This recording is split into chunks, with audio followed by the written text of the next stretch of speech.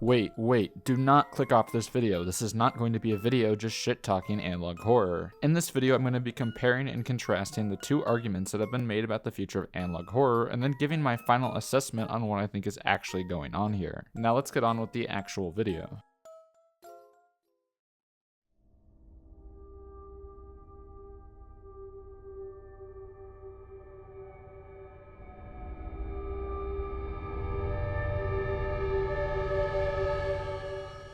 Over the past few months, I've been covering a lot of analog horror videos, and I've been having one thing keep coming back to my mind over and over again, and that being the question, is analog horror dying? On the surface level, it might seem to be an easy yes or no question, but what's going on here seems much more complicated than the question may suggest. I mean, as of recently, analog horror has been showing a lot of signs of dying, with many of the creators that used to be at the forefront now getting bored of the genre. Tropes have also started to become overused to the point of becoming cliches, and not really many new or original ideas. This seems to be something that we've seen time and time again, and it seems like analog horror is falling into these trappings more and more with each passing month. It also seems to be falling into the trap of using already famous IPs to tell their stories, which is not a bad idea in the first place, but a lot of analog horror creators seem to be using IPs as a crutch within their storytelling, as while they have a storyline to work with already due to the IP already having existing lore behind it, they don't flesh it out into something new and intriguing. Take the Batman analog horror and the Spider-Man analog horror, for example. These two series take an idea that could be interesting and take this with a grain of salt, but instead of making something new and interesting, they instead make it the tried and true cliche of what if the good guy was evil. Both Batman and Spider-Man have things that could work, as with Spider-Man you could have done something like what if the spider mutated him further past the superhero we all know and instead turns him into some body horror monstrosity. And with Batman you could have done something interesting with some of the villains that are already in the lore, but neither of these series really do anything more than make the already existing characters bad guys. And frankly, it's just a sign of really lazy storytelling because they really don't have to change much here. And when storytelling like that becomes popular and the norm, generally that is seen as a big sign of decline within a subgenre.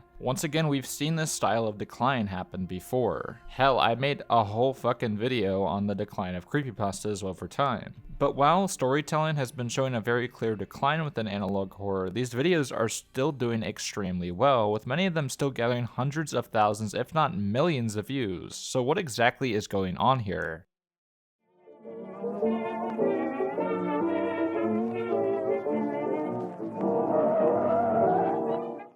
Hey, before getting into this section, make sure if you aren't subscribed already to subscribe. Okay, let's continue. So I've already discussed portions of this in some of my other videos, but analog horror was popularized with things like Local 58, the Mandela Catalog, and Gemini Home Entertainment, which portrayed the story through things that made sense to be on VHS tapes, such as animations, home videos, and PSAs. Generally, a lot of these earlier analog horror series have more of a ARG element to them, and really focus a lot on the sound design to make up for the lack of budgets in play. I usually consider these early series in analog horror to be part of the first wave of analog horror, as they weren't really based off of anything before them, but the thing they had in common was the VHS elements, but each one contained an original and different story from one another, as generally they weren't basing their stories off of things that were already created within the subgenre. You can really tell these ones apart from what I call the second wave of analog horror, which is the wave that I believe that we are currently in. As with anything popular to exist in our world, there are bound to be tons of copycats by people also trying to be successful. The ones in the second wave are definitely heavily inspired by the ones before them, borrowing many of the same scare tactics and story beats from the ones before them. These are generally the ones that you see a lot more mixed opinions on, as generally they are much less original and way less intriguing than anything from the very first wave. But that's not to say that all of the ones from this era are unoriginal garbage, as things like Greylock also came out during this era, which shows that there still is some originality here. But this is also the same generation as the Batman analog horror and the Little Red Riding Hood analog horror, which are some of the most unoriginal and unintriguing horror stories that I've seen since the demise of creepypastas. And now let's get into the reasons that some people might think that analog horror is dying.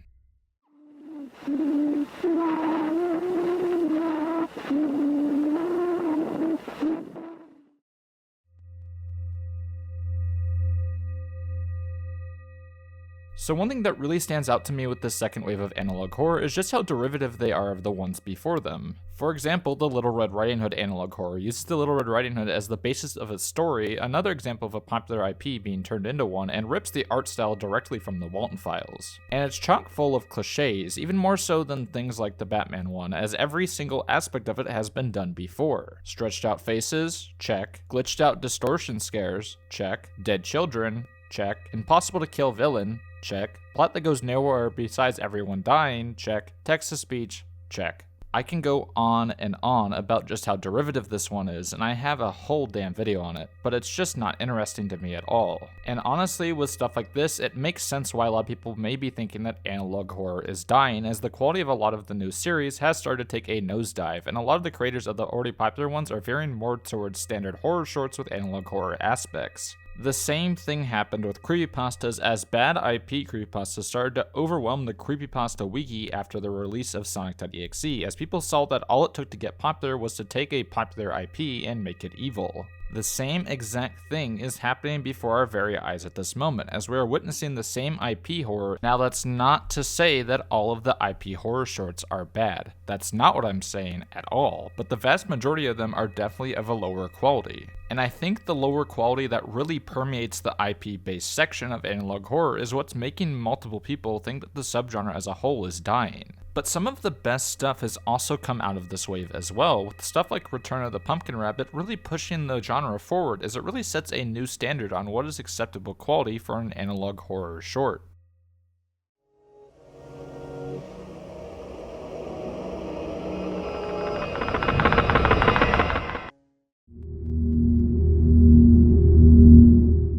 Then there's the other side of the spectrum that think that analog horror is alive and well, and anyone who disagrees with that is just a cynical asshole who has no idea what the hell they are talking about. They usually will point to things like Return of the Pumpkin Rabbit and Greylock as proof that analog horror is actually doing just fine, and that while some of the lesser quality ones are getting popular, people are over-exaggerating just how bad the issues are. I saw this excuse a lot on my Batman analog horror video, where people got all up in arms about me giving a low score to the series. I think a lot of this mentality towards analog horror comes from the fan base of it primarily being of a younger demographic, as well as the tons of reaction YouTubers calling the next big series the scariest thing ever made. And I see where they're coming from. Many of these analog horror shorts are still getting hundreds of thousands to millions of views. It surely isn't dying in its viewer base like the other side may make you believe. They usually just see it as an early stage in the subgenre's infancy, and that it will surely get the kinks out with time, and it has happened in the past multiple times, where a genre that was starting to stagnate had a huge innovative work that changes the way we see it as a whole.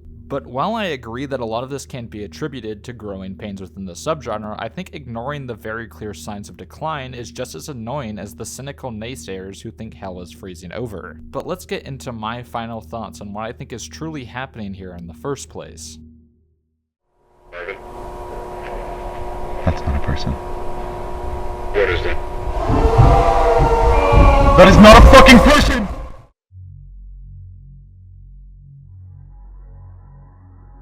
I think that we are honestly at a crossroads here with analog horror, and I think there's really two directions it can go in with just how mixed the quality of these have gotten. I think it can either continue into a cycle of decline, just like creepypastas did before them, or it could innovate with some new series that pushes the subgenre forward and we get more intriguing stuff. Subgenres always seem to have rough spots, and it will take time to see if whether this is truly just a rough patch or a true sign of decline of the subgenre as a whole. And to be honest, I really find both sides of the argument to be quite annoying, as with the cynical side, they seem to ignore each and every single good thing that has come out of the subgenre to poke fun of all the wrongs that the subgenre has made, which in all honesty is no fun to deal with and doesn't really encourage anyone to try and make better stuff, instead getting content creators to quit or give up on the subgenre as a whole. This most definitely does not make the subgenre any better, and instead gives people excuses to just wallow about what could have been. But the other side, which thinks ignoring the issues and praising every single new thing that comes out, is also quite annoying to deal with to me personally. Many of these series are extremely flawed and very deserving of the criticism that they are receiving. So going on tirades at people who dare to give a lower score to something you liked on Twitter does not help to improve the craft, and instead coddles them into thinking what they are making is perfect and not giving them the thought of trying to improve themselves. So honestly, a lot of this discussion that's been happening within the community as a whole generally generally leaves me quite disappointed, as people really cannot seem to just want to work together and make the subgenre the best it can possibly be. And by all means, I have no bad blood here when it comes to discussing this stuff. I know some of my reviews can be seen as nihilist by some people, as generally I am a bit more critical on stuff than most are. But in all honesty, I just really enjoy reviewing stuff and trying to help people improve.